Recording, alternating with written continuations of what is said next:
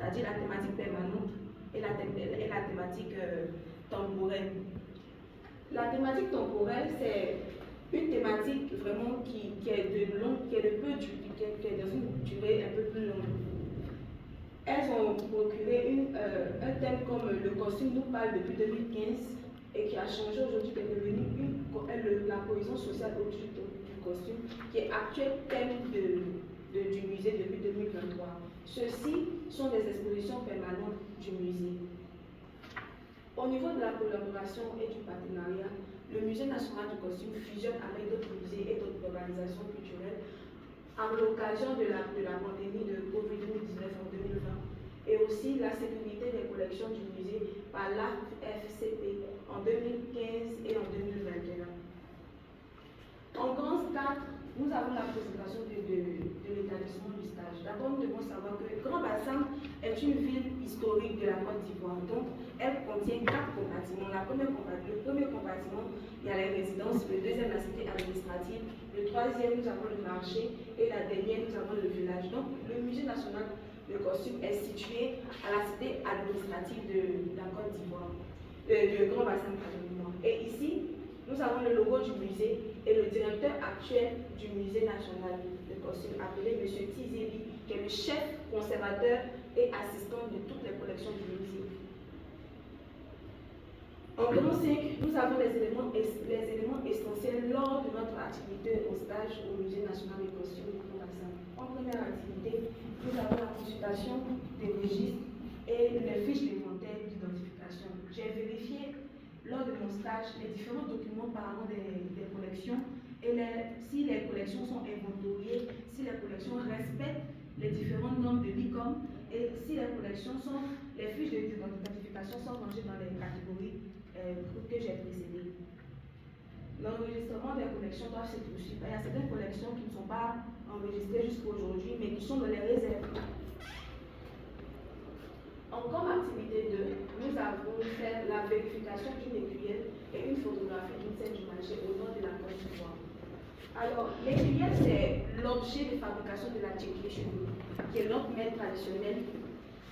Cette collection, nous remarquons que le numéro d'inventaire est inscrit sur la collection et qui est en forme avec le stylo, le blanco.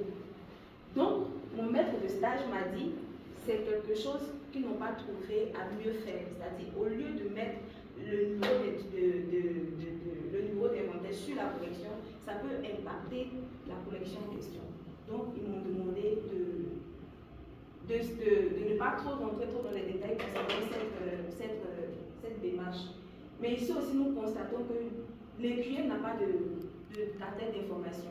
Pourtant, s'il y a un touriste qui vient visiter le musée et il remarque que l'écuyer n'a pas d'information, c'est un peu critique. Donc, mieux, on trouve une autre forme d'explication pour l'écuyer.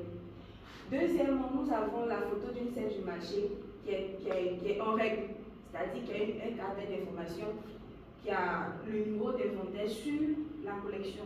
Mais nous devons savoir que les numéros d'inventaire ne doivent pas être visibles aux yeux des touristes.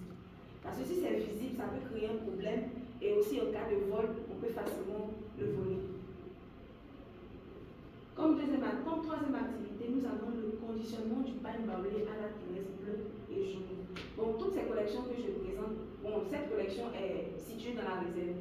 Donc, pour pouvoir faire ce conditionnement, nous devons prendre un aspirateur de poussière qui va enlever la saleté et un aspirateur de vapeur qui va repasser l'objet. Donc, l'objet de nouvelle technique là est une technique qui va apporter une nouvelle vie à l'objet, qui est comme un lavage au pressing. Comme quatrième activité, nous avons la mensuration du pain bourreau appelé le camongé, qui est le pain avec beaucoup de motifs, et le boubou en raffia, qui est du peuple aussi BD. Bon, pour faire la mensuration, c'est de prendre la longueur, la taille, le poids de l'objet et décrire encore les différents motifs qui sont sur les pains. Et c'est à travers ça qu'on peut faire les numérotations de l'inventaire et des fiches d'identification. Donc c'est à travers cette mensuration-là qu'on peut établir maintenant un numéro d'inventaire et faire un documentaire sur les objets. Donc cette technique permet d'avoir des différentes caractéristiques sur l'objet. En cinquième activité, nous avons les détails sur l'élaboration des numéros d'inventaire. Bon, voilà comment tous les numéros d'inventaire se présentent.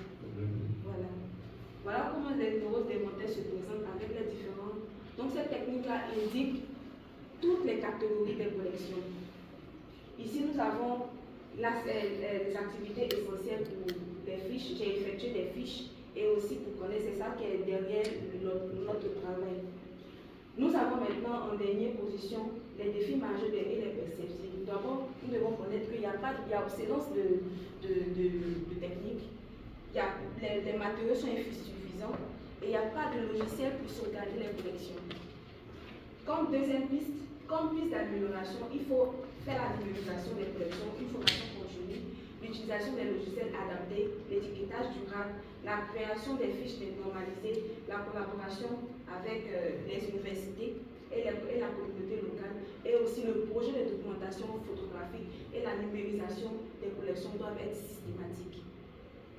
En conclusion, nous devons savoir que la gestion des collections au Musée national de collection du Grand Bassin présente des défis liés à l'inventaire et à la documentation et à la conservation aggravée par le manque d'outils adaptés, les ressources humaines et la condition des matériels. Donc, malgré ces limites-là, nous devons apporter une amélioration qui est sauvegarder et valoriser la collection et aussi, notamment, faire la mise en place des documents et manuels et la construction d'une nouvelle réserve. C'est-à-dire, comme à cause d'une seule réserve, les collections sont coincées. Donc, il faut créer encore une autre réserve pour espacer les collections de peur que ça se dégrade.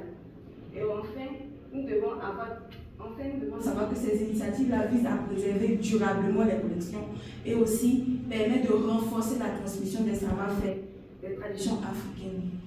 Comme annexe, vous savez que les collections sont dans les vitrines. Donc nous avons la première qui est la féticheuse des Baoulés et le masque là est son accompagnateur. Nous avons ici une représentation du trône de la Sainte Majesté Aoulaye, Tamon Akon Désiré. Et enfin, nous avons la représentation vestimentaire d'une femme baoulée. Merci pour votre présentation, votre attention. Merci beaucoup, Marie. Je passe directement la parole à votre directrice, Madame professeure Bouffier.